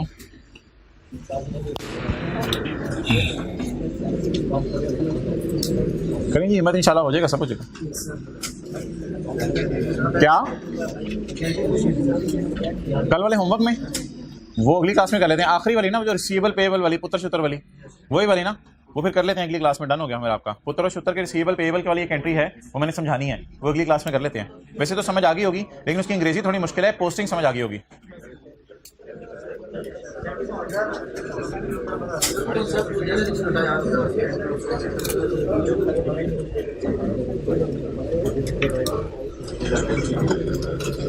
भाई पहली एंट्री बता दें, हमने सऊदी किंग को कितने पैसे दिए, इन्वेस्टमेंट डेबिट 20 मिलियन। ये बात समझ आ गई। अब एक वर्किंग करनी है आपने मेरे साथ हिम्मत करके, अल्लाह करे आपसे हो जाए। एंट्री की जगह मैंने छोड़ दी है। दूसरी एंट्री आज क्या पड़ी है, इन्वेस्टमेंट डेबिट, शेयर कैपिटल और शेयर होगी। दूसरी एंट्री हाथ खड़ा करें, एक्सेलेंट। 40-50% बच्चों से होगी एंट्री, बाकी भी कर लें। 1 मिनट और दे रहा हूं।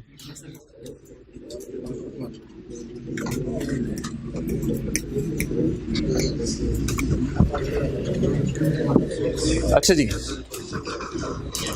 सब्सिडरी की बैलेंस शीट में सब्सिडरी का शेयर कैपिटल कितना आ रहा है, 700 मिलियन। इसका मतलब है 70 मिलियन शेयर्स टोटल हैं सब्सिडरी के। 70 मिलियन में से हमने कितने परसेंट बाय कर लिए, 70%। 70 मिलियन में से कितने बाय कर लिए, 70%। तो कितने बाय कर लिए, 49 मिलियन शेयर्स मैंने बाय कर लिए हैं सब्सिडरी के। तो मुझे कितने शेयर सब्सिडरी के आएंगे, 49 मिलियन शेयर्स। अरेंजमेंट ये हुआ है सऊदी किंग के साथ कि मैं तुम्हें 20 मिलियन दे देता हूं। पी पेड 20 मिलियन, किसको, सऊदी किंग को। अब किसी कोई बोलता ना सब्सिडरी जुदा होता ना था, पी ने सऊदी किंग को 20 मिलियन दे दिए और इशू किए अपने 2 share for every 5 share of, उधर से 5 आ रहे हैं, इधर से 2 शेयर आ रहे हैं। क्लियर। पी शेयर की फेयर वैल्यू कितनी है, अब पता चला पी के शेयर की फेयर वैल्यू कितनी होती है। अब वो वर्किंग जरा करवाएं। वर्किंग को मैंने आसान करवा दिया आपके लिए, अगर आप समझें वर्किंग बहुत आसान करवा दी आपके लिए। मैंने क्या 49 मिलियन इधर लिख लिया करें। और पेरेंट के कितने शेयर्स हैं, पेरेंट के कितने शेयर्स हैं 2 और सब्सिडरी के, तो इसको डिवाइड कर दें 5 से और मल्टीप्लाई 2 से, नीचे सब्सिडरी के ऊपर पेरेंट के। कितना मैंने यही किया, divide by 5 into 2, 19.6 million shares, 19.6 million shares. अब जी ये कितने रुपए हैं, 19 रुपए। फेस वैल्यू कितनी है, तो प्रीमियम नो, ये तो एक शेयर की जनरल एंट्री हुई या 19.6 मिलियन शेयर्स की, एक शेयर की जनरल एंट्री। इसे मल्टीप्लाई किससे करें, 19.6 से जी, टोटल बता दें 372.190 176.4 जी। कितना मैंने यही एंट्री की थी, बस जबरदस्त हो गया। ये असल में आज का मेन कॉन्सेप्ट था, बाकी तो छोटे मोटे कॉन्सेप्ट है। और होमवर्क आपका ना सिर्फ एक सवाल है, पास पेपर का क्वेश्चन नंबर 1, वो निकाल लीजिएगा, 10-15-20 मिनट लगेंगे। पास पेपर का क्वेश्चन 1